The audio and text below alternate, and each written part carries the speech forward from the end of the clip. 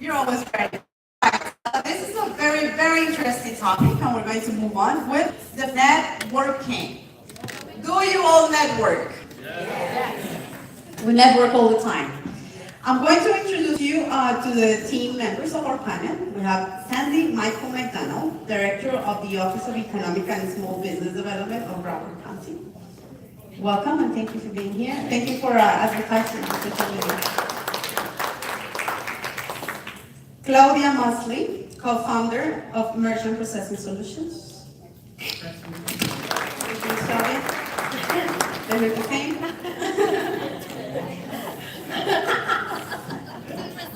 Robert Golds, President and CEO of the Miramar Pembroke Pines Regional Chamber of Commerce.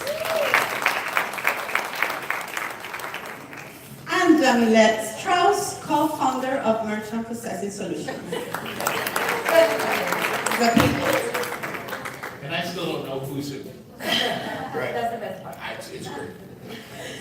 All right, so as I said before, the topic of this panel is the power of networking.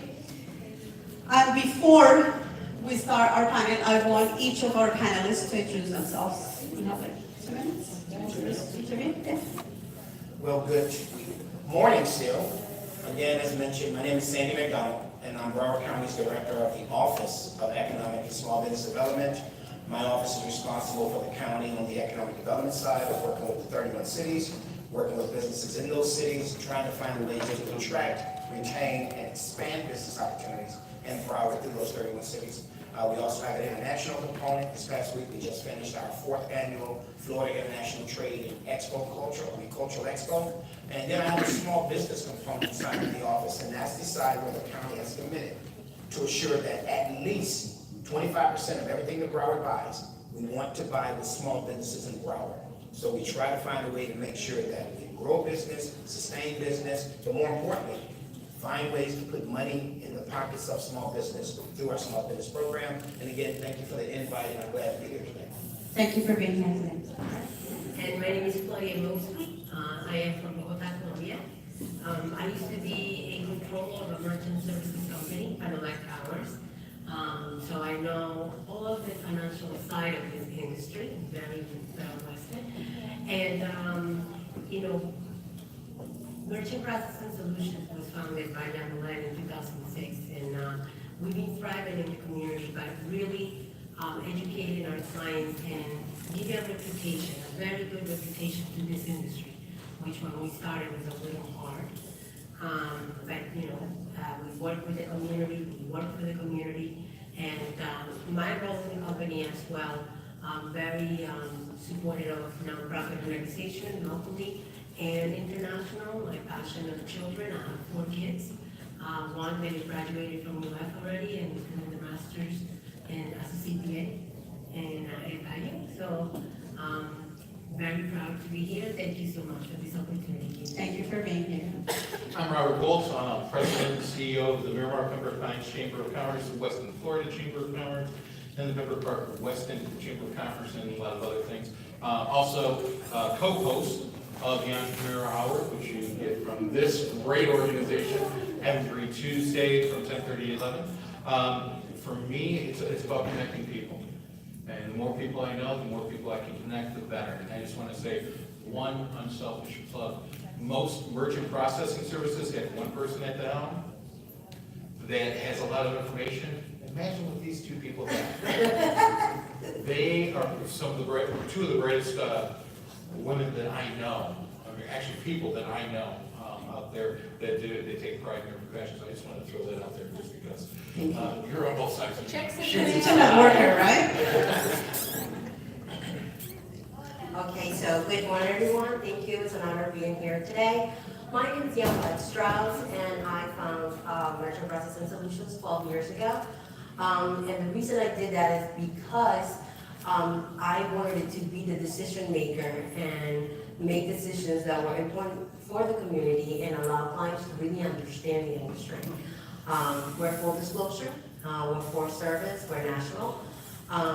In 2007, I decided to go directly with the car associations and get registered.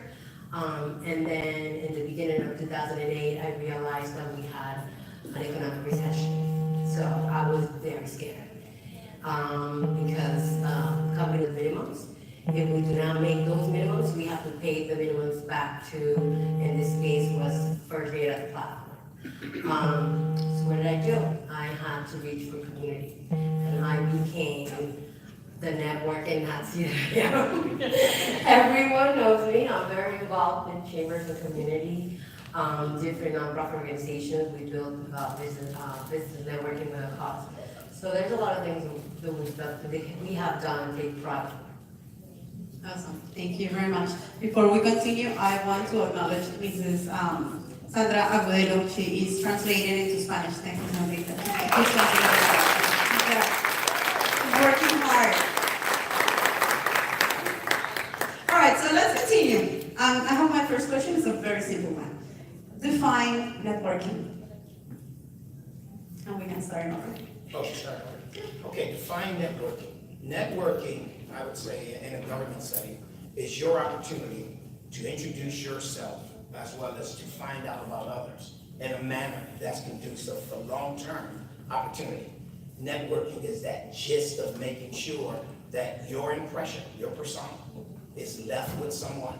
When you take under consideration county contracting, I'll bring primes into the room, the larger contractors, who are winning $30 million contracts. They're required by my office to make sure 25% of that is spent with small business. Networking. 19 small businesses are in line to speak to this one prime. Networking. What is it that you say or that you do to make sure that this prime remembers you? So at the end of the day, networking just as a sense of contractual opportunity is definitely that intro to make sure that who you are is remembered by the person that you're giving your information to. Thank you. Networking for me is building relationships, and it's really how you make people feel about your persona, about your business, your knowledge within your industry. Is what you do, and it reflects in every part of how you network in the community. Networking is very, very important in our business. In fact, we build 90% of our business networking. And I know that for us, it's probably a little easy because we are identical twins, so people think that we're everywhere, but no.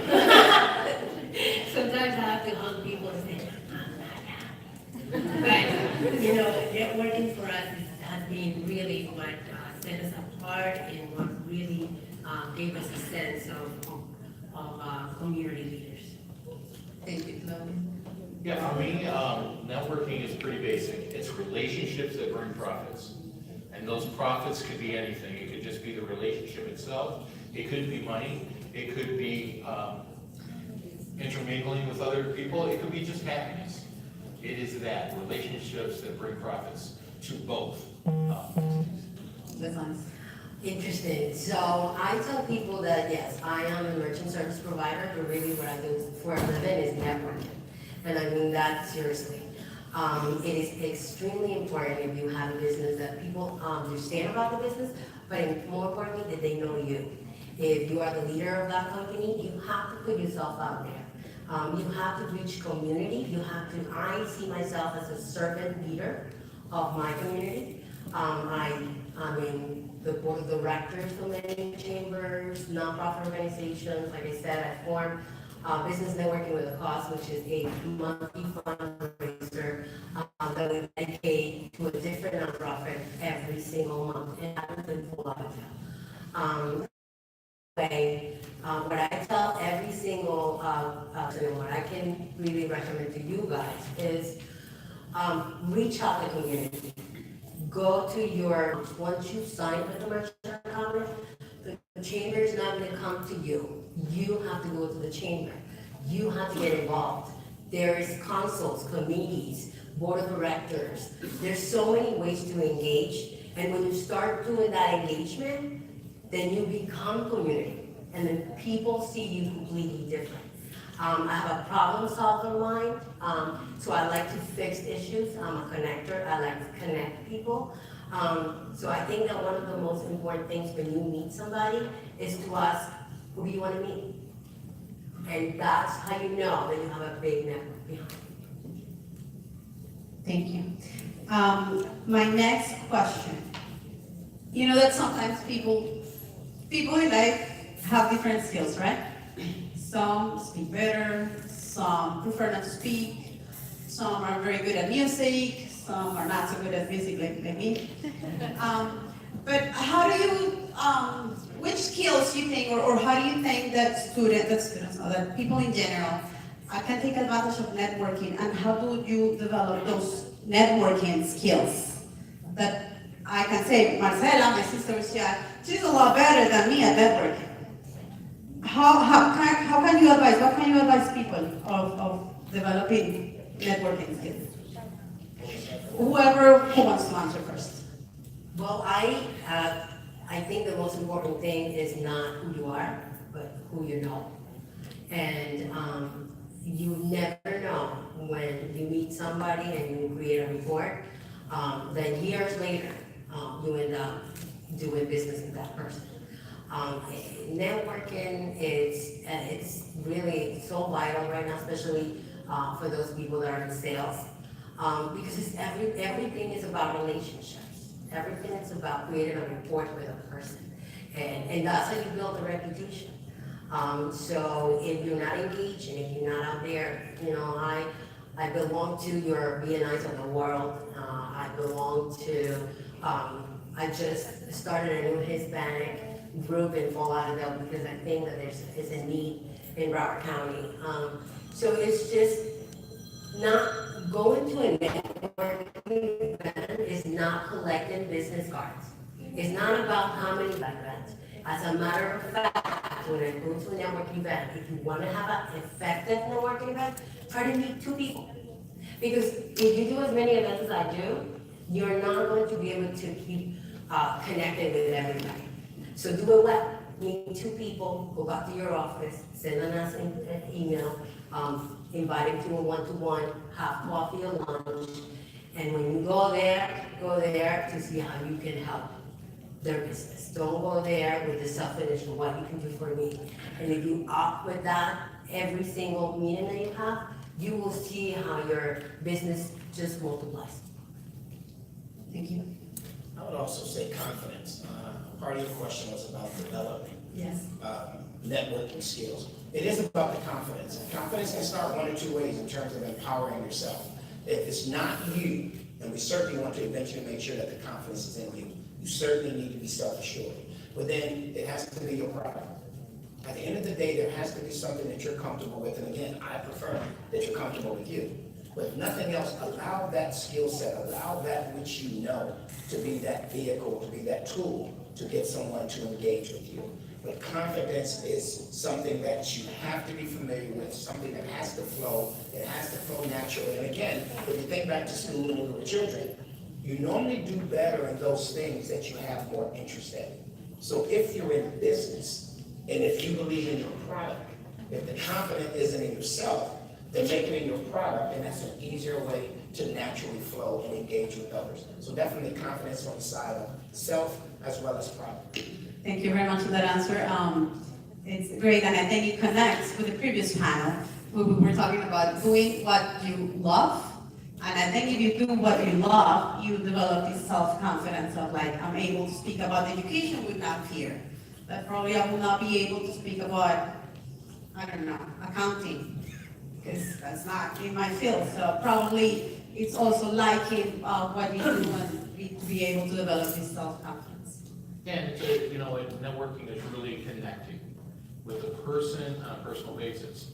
So as I'm here sitting here and looking around the room, I do a lot of training for networking. I spend a lot of time training individuals because it can be trained. It's not something that's natural for some. Some people are very introverted and they don't want to go out there and see somebody. But let me tell you, most of the people in the room are the same way. I'm here and I'm excited because I'm networking and I want to know you. I also want to know this lady more that I talked to earlier and this gentleman right here. Those 3 people are important to me today. Those are the ones I want to talk to today before we leave, just so I can connect with them. Because the more I connect, it's not about me telling them about my organization and what I do, it's I want to know what they do. Because for me, that's more important than networking.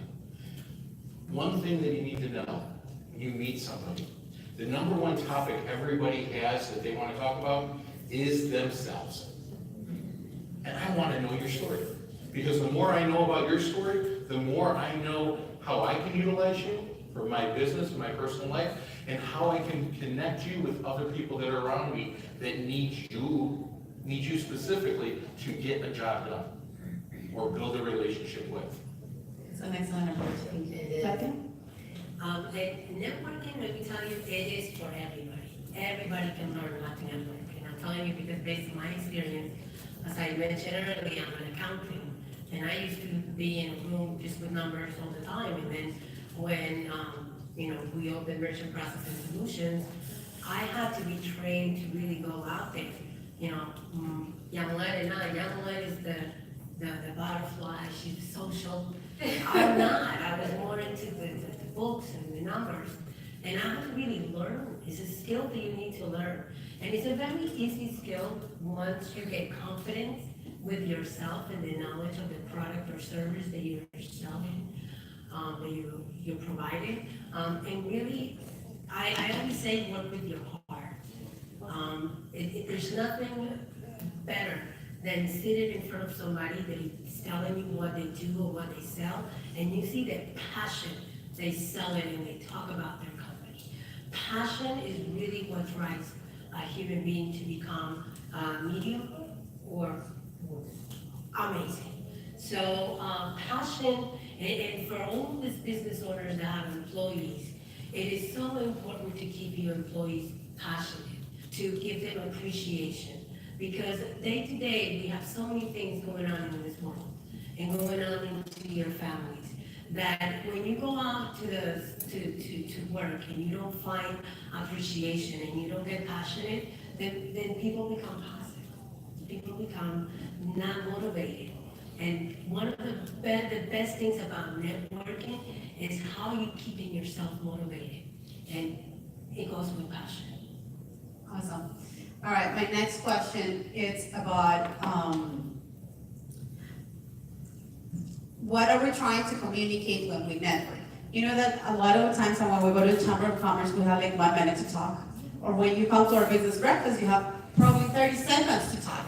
And we have a lot of people that and they do a self-introduction. Hi, my name is Angelica from Colombia. I am here 20 years ago. And then I don't talk about my business. Right, so I don't leave anything to the audience. What can you advise? Well, I would tell you that because you need to, before you go out networking, you need to prepare yourself. The first thing you need to do is create that elevator speech, so that 60 seconds or 45 seconds or even 30 seconds, and practice it, and nail it. Have a specific ask. You will be surprised of how many people know so many people in this town right now. And if you wanted to meet one person, you would say, I want to meet the commissioner of Miramar. Somebody introduced me. That is so powerful. And another powerful factor, which I practice every day, and this is probably the reason that I generate so many referrals, is understand industries and how they relate with others and who has synergy with.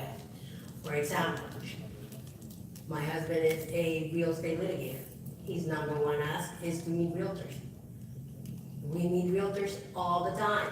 One-on-one realty. You will have his introduction at the end of this meeting for sure. You have a family attorney. Family attorney's number one resource of businesses would be the therapist. Why? Because the therapist is the first ones to know that they're going to get divorced. So when you identify the synergy between industries and you learn to connect them, you become a connector. And everybody realizes, my God, you always get the greatest referrals. Because when I sit down and do those one-to-ones, I really want to know what your force, what is your forte, your niche in your industry, and who do you want to meet? So that when I go back to the different networks, because you see, one organization is not enough. Just belonging to one chamber is not enough. You need to feed the people that you meet in the chambers from other networks, and that's how you start connecting people. That's how you become community. So my work advice is, and this is why it's important to just meet two people, follow up with them, have a one-to-one, understand the synergy of who they're looking for. And then when you go back to the office, take 30 minutes to send that intro. Every single person that have ever received a referral from me, my subject is intro, and they know exactly what that means. So, and it's powerful. Use it.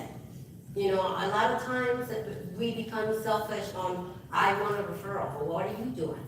The more you give, the more you get. I would say, going back to one of my original examples when we started, in terms of the pitch, extremely important. In terms of knowing the industry of the person we're taking the pitch, extremely important. I just took our example again, and we did the summer program for our janitorial services. And at the end of the day, the prime contractor who has a $30 million contract is going to end up hiring about 4 small businesses for janitorial. But I have about 25 businesses in line. So the idea is that as you get your chance to pitch, and this is only going to be about 90 seconds, 2 minutes max. You don't want to waste your time, even though it's a small business program, reminding them that, hey, I'm in Broward County Small Business Program. Hey, they already know that. That's why you're at the event. You want to make sure you can talk to them and tell them that who you are as a business, how good you do business, how you do your business on time. You want to throw something in that's relevant to them about their business, something you know about their business, and correlate that within your business. And at the end, you can remind them that you too read the solicitation, and you are aware that it's a 30% goal, and you're hoping that they consider you for at least 10% of it. But you must know the industry you're pitching. You must know something about them that correlates with who you are and what you're pitching, and then you must show them the value of them relative to you, specifically in county contracting. Thank you, Sam. In my experience also, and you will hear from a lot of people know me from the philanthropic work that we do in the community. In fact, I hear so many people say, oh yeah, Claudia, you're the one that helped the children in Colombia. And they don't relate to emergency services right away. And I think it's so important, and I think Enrique mentioned it. You would be surprised how many vendors will pick you as a vendor because you give to the community, because you set an example to really reach out to nonprofit organization, and really it's out of your heart to give to the community. So one of the most important things that I also think that is great for networking is the sense of giving that you have. When you're networking, it's not how much I can get, but what you can give. That is the most important thing in my perspective. Thank you, Claudia. We keep talking about elevator pitches and stuff. Is that your first move? You got to change your elevator pitch. It can't be who you are anymore. It's no longer, hi, I'm Robert Gold with the Miramar Pembroke Pines Chamber of Commerce. It's, hi, how are you doing? This is what I always say. So I have a consulting firm that I work with out in New York. And so when we go out and talk, the first thing that we say is, hi, I'm Robert Gold. I make millionaires, because that's what we do. I didn't say what company I was with, but everybody wants to talk to me now. Find what that piece is that you do well, and talk about the success that you have. Don't talk about your business, because they're going to see that on your business card. Your business card is going to tell them exactly what the job title is and everything that you have. Give them a reason to follow up with you, a reason that when they call you afterward, that you're going to pick up the phone, or that they're going to pick up the phone. For me, it's more, I could come into this room and I could meet 50 of you and grab your business cards and have a good time with those. The more important piece for me is I'd much rather meet 5 of you or less and get to spend 15 minutes with you and talk to you. That's a relationship. Today's society is based on relationships. I don't care what the news says about social media and everybody's buying online. Let me tell you, you buy online once you know the product that you like. Once you know the product that you like, then you buy online. If you want a service, that's based on a relationship. And that is key. You can't just do that online anymore. And more people will buy from you if you have relationships with them. In the chamber, I always tell my members, the best thing about being part of the chamber is that you know everybody you're doing business with. You never want to screw somebody that you're gonna see in the same room again. It's about that perfect relationship. I'm gonna do better service with people that I see all the time. Because I don't want to hurt them and have a bad relationship, because they're gonna hurt me in the process of telling other people what my shortfalls are. And Robert, in Unilatina, we say we do business with our friends. And we Absolutely. have a bunch of friends. Yes. Mhm. Thank you very much. All right, so maybe I can ask you this. Tell me, maybe we answered this already, but I want to be very specific. What are the basic elements of a good networking pitch? Yes, what are? Good, for the pitch, okay. For the pitch, basic elements for the pitch. I think the pitch is the most important thing when you network. You're introducing yourself. What are the basic elements? When I do networking or when we have our breakfasts, I tell our participants, I want to know your name, I want to know your business, and I want to know how can I help you. What do you think is the most important in a pitch? I think having a simple way to explain what you do is very important. My elevator pitch goes like, hi, my name is Yamlet Strauss from Merchant Processing Solutions. I'm a national credit card processing company. We are in full service, full disclosure. I am a consultant and I'm here to help you. So people understand that I do credit card processing, that I don't come with hidden fees, that I have full disclosure. So those are little words that people pay attention to. So be clear in what you do, be clear in the message that you leave the audience with.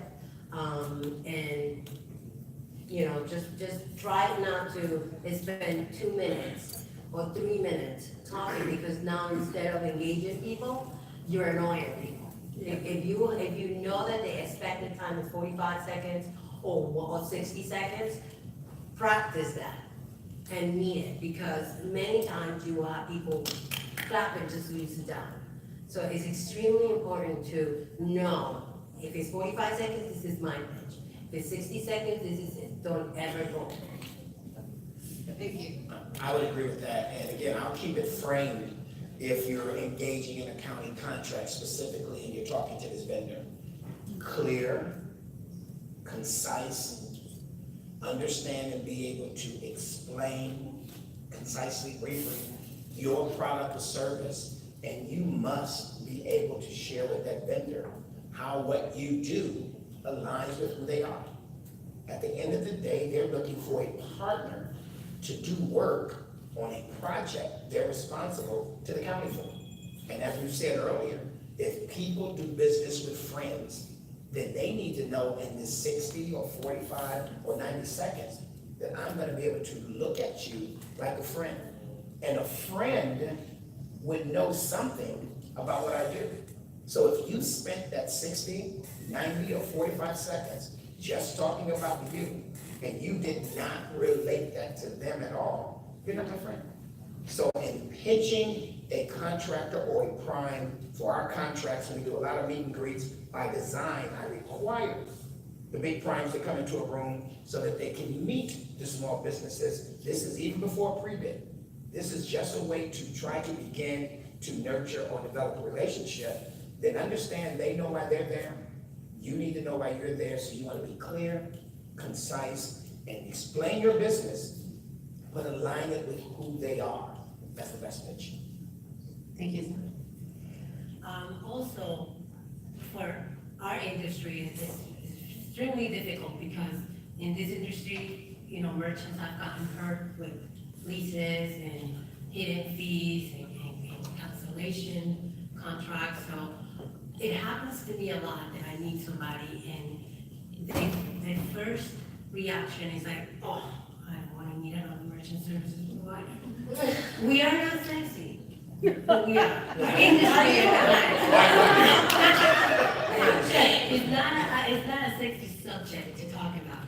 But when people come to Stephanie, Yamlet, and myself, They realize they're dealing with somebody knowledgeable, and what you said, it applies so good.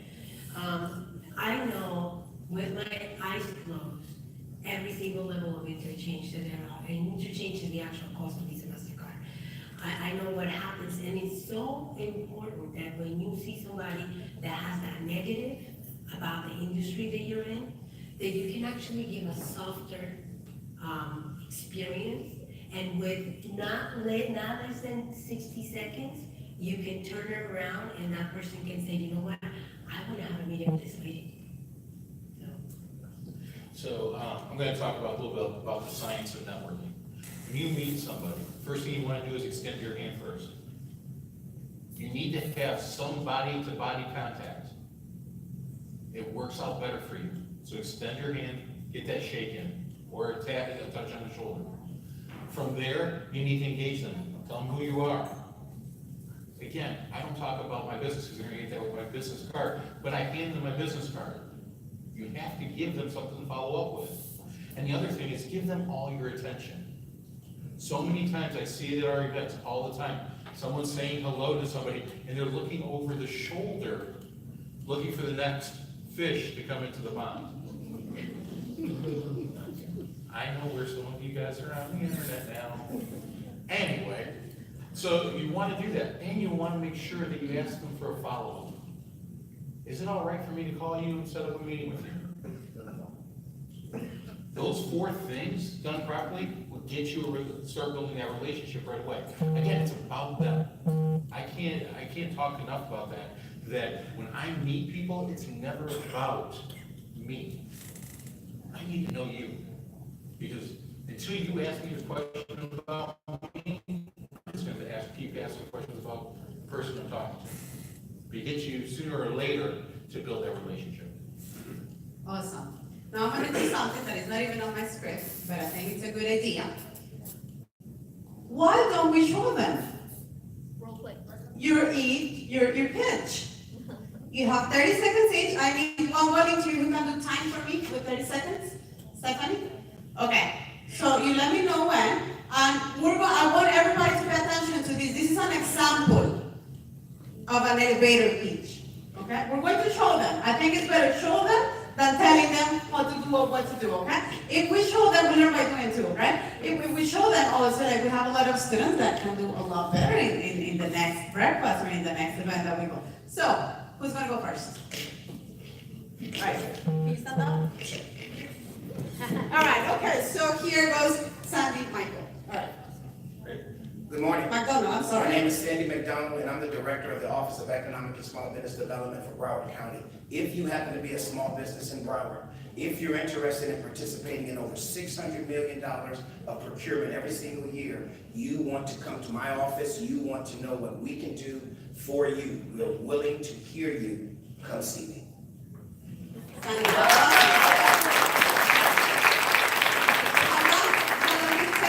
Actually, about 24 seconds. 24 seconds. Did we get what Sandy does? Yes. We totally did, right? We And want to talk. how many people want a meeting with him now? That was my next question, Stephanie. How many of you want to come and see him? You want to, right? Okay. All right. So next we have Claudia. Good morning, my name is Claudia Mosley from Merchant Processing Solutions. But we really focus in on educating our clients to understand what happens every time they get a payment with a credit card. We actually disclose the cost directly from Visa MasterCard, and we allow you to consolidate all of your merchant services needs in just one account, because why pay more?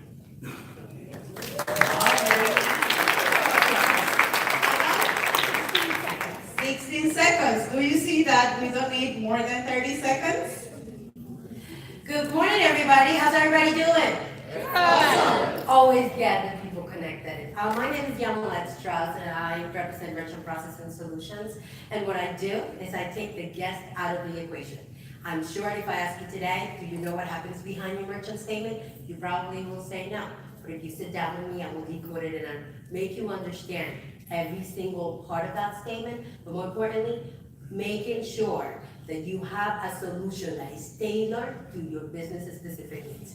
Merchant Processing Solutions, we build relationships, not transactions.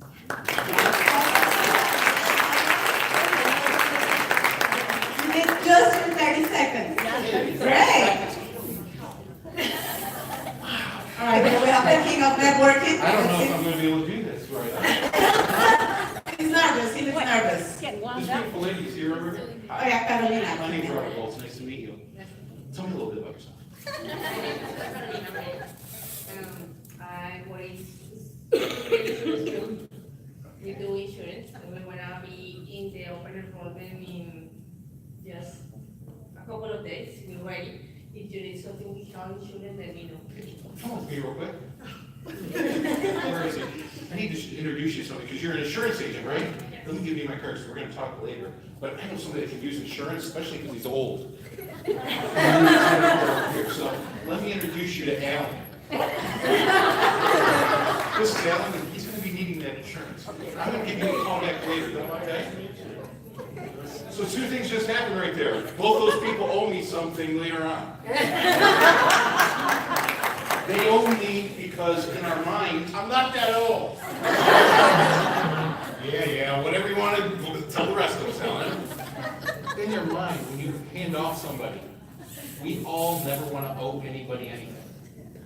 And so by me introducing her to Alan very quickly in that process, if Alan was old, Alan would have said, hey, Robert's thinking about me. I need to think about Robert more. She's like, oh, he's really cares about my business. I need to make sure I talk to Robert now. I made two connections that are very strong now in my networking very quickly. Didn't take me that long. I wouldn't have rushed it that fast typically. It would have been about a 3 to 5 minute deal, but that's that connection aspect.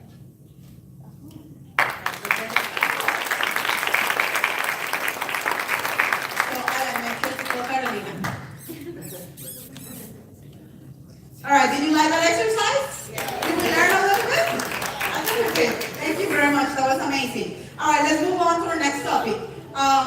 Networking in person, networking in social media. Tell me which is different, how each of them work. Which one do you think is better? I think they're both very powerful. I think social media is a beast, and we really need to learn how to work with social media, because sometimes it can work against us. I personally use my social media for my philanthropic, promoting my events, and keeping them engaged. So many times when I have a one-to-one, I will go live with my one-to-one and allow them to give me that 30-second speech and let us know how we can connect them. That makes me feel good, but it also portrays the type of person that you are online. I'm always trying to portray the connection. I can connect you, I can help you. And I think it's important. Okay. Government, we even use social media. So on that side of it, for the networking component, again, I just mentioned we just had over 1,200 participants at our Florida International Trade. Going into the conference, we use a lot to take place. For the 2 days of the conference, we use the social media and the networking perspective as the tease. All on Wednesday, we were teasing you about all the wonderful things going on and reminding you still had Wednesday evening, reminding you still can show up and register for Thursday full day. So we use our social media as the tease of networking, but I truly do believe, especially in government contracting, you can share the information, you can let folks know who you are, you can do the tease on the social media. You really want to still try to find the person. You want at some point to do the one-on-one. Yes, when a contract first comes out, send your email. Yes, make sure someone can link to your website. Make sure that they can get your information. But at some point, you want to then get in front of that person, and even if they never responded, remind them that you called them, that you sent an email, that they're familiar with your website, and then make sure you're sharing again who they are relevant to you. So both, as mentioned, are very powerful, and we recommend to all of our small businesses, use both, but do so wisely. You definitely must be conscious and competent about your framing and your structure. Social media and networking isn't everything. It has to be business driven. And Sandy, we saw a lot of times you share our event. Yes. And it was on social media, and that was awesome to see other people cheering our event, and here we are with the face-to-face part, so. I think, like they say, both are very important. You always have to be careful what you put online because it always stays there. You have to be careful about your grammar. It's also very important. I personally like more the one-to-one, the personalized. I really leave the social media for our group, which is Stephanie Cage, she's amazing, and Yamuel. I use social media more for, like Yamuel said, the philanthropic side. We do have a blog in our company that Stephanie created, and it's amazing information that you can give to the community about what's going on in our industry. But when it comes to really my networking, I prefer more than one-to-one, but I do realize and acknowledge how important it is, the feeling that you give online about yourself and about your company. Awesome, thank you. Yeah, for me, social media, just so you know, if anybody wants spot goals at Facebook, feel free. I'm not ashamed of that, because I'd like to know all of you better. But for me, social media builds the personality of the person. So I meet you the one time, I have that one-on-one, and you come on my Facebook page and you start seeing how I am as a person. I become more real to you. And for me, that's really what it is. I control my own, we all control our own Facebook. We put out there what we want to other people to see. My claim to fame to growing as a public speaker and working for many of the other corporations that I do comes from my Facebook page, because I used to just post a quote every day and give a little wise information. And people started eating that up and started asking, hey, would you like to speak here and there? You can control that very easily on the social media. But it's a control factor. You can't just throw up on your Facebook, I'm mad at somebody and go crazy with it. That reflects what you do. So for me, social media is a great second aspect to keep a long-term relationship. I meet you today. We talk a little bit and you go, hey, and I friend you because I really think, hey, he's got something to offer me. Friend you, and then you friend me back. Next thing you know, you start seeing it.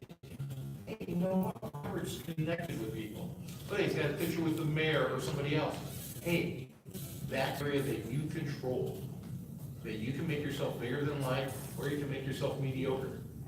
And when you put that out there, you start building more people. I will go to Publix, and people will come up to me and go, hey, how's your daughters doing? How do you, I don't even know you. How do you know my daughter? They're on my Facebook page, because I met them at an event like this and said, hey, put me on your Facebook page. And then they call me out of nowhere, send me an email or a Facebook message that they would like me to come to speak, or they want to set up a meeting. But I control all that. And so for me, it's longevity of a relationship, because I can't meet, if all of you guys become my friends today, I won't be able to do one-on-ones with all of you in the next probably 6 months. So my Facebook keeps that relationship going while I'm not there. Awesome, thank you. One of the things that I think makes me very selective, because believe it or not, I choose my clients a lot of times. And social media, I've noticed and I've seen people from our community complaining about their vendors in social media. That is a huge no-no. There's no need to be negative, especially bashing somebody else's business online. Because that person came to me for business and I did not want to provide business. I mean, I have an excellent record, but that's what you create. You start creating a bad reputation. You think you're doing something to damn the person that may done something wrong for you, but you're harming yourself and your business. So I think that it's important to always understand what is the message that you want to leave behind in every aspect of networking. Online, on your website, on your social media, on your email. You know, how you interact towards emails is very important. When you come to these events, those people that are just grabbing business cards, they're just looking to put those cards in a database and blast you with it. That's not effective networking. That's not creating a really network that is going to work for you. And so I would, I'm going to share my networking secret because I know there's a lot of students in here, and if you adopt this from the beginning, you will become very successful in what you do. The number one thing that I do is build your database. And your database can be as simple as your Outlook. When I come from my business, from networking, and I come back to my office, I write notes in the business cards. Because I want to make sure that I remember. So I will ask them, oh, I learned they married, what is your wife's name? And I will write this in the card.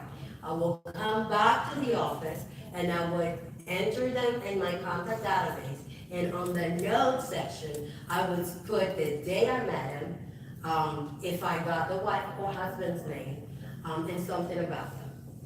And you have no idea how powerful that is when that person, and I put it in my phone contacts as well. So when that person calls you, instead of saying, hi, how can I help you? Oh, hi, Robert, how are you? How you doing? Long time no talk, what's going on? And people are like, wow, she's got my number, and that's really effective networking. That's why I only go to meet 2 people, because I really want to get to know person to person, business to business, and grow my business that way. That's something that I would suggest you guys start doing. Thank you. And my next question comes with the new generation. Because right now we're talking, it's very nice to be face to face, to see each other, to get to know each other, but my daughter texts me, good night, mama. And I text her back, come and here, give me a kiss. So how do we reach this new generation that they're on social media all the time, they're on Musical.ly all the time, that's how they communicate with their friends. And she comes and tells me, like, these people went and do this, or there was a party in this place, without even talking to her friends. How do we teach the new generation that human contact is still important? That's a hard topic. That's a very hard topic because, this new generation is teaching us how to do business through our technology. And we always wanted to leave with that personal touch. And they don't recognize the personal touch. In fact, they don't want to be seen.